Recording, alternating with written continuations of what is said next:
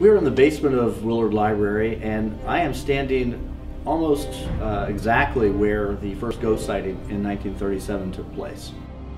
As you look around and you see this basement, it does not look like the basement of 1937. This was totally redone and modernized in sometime in the 80s. When we talk about this story, you really have to imagine Willard Library basement of 1937. It's darker, it's a red brick floor, and the encounter happened with the custodian, whose job it was to come in and on a February day to stoke the coal-fired furnace. And he was here at about 3 o'clock in the morning, and it was dark, so he came in with his flashlight and he ventured down into the basement. And when he arrived in front of the furnace, he came face to face with the Gray Lady.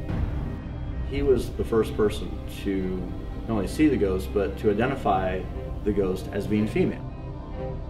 He really couldn't see her facial features. He said that she appeared to be wearing some kind of a veil or some kind of gauzy material over her face, but he did describe her as being dressed in a gray Victorian style dress, and even made reference to the fact that she seemed to be wearing Victorian style footwear.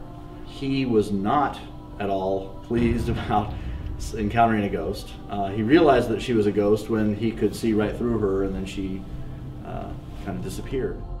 Shortly thereafter, he took to drink, and he allegedly saw the Gray Lady several times, and nobody in Evansville would believe his stories. They just assumed that he'd been drinking again, and was a little crazy anyway. He is the first person to see the ghost. He's also the only person to ever leave the employment of Willard Library and cite as his reason for doing so always seeing the ghost and having nobody believe him.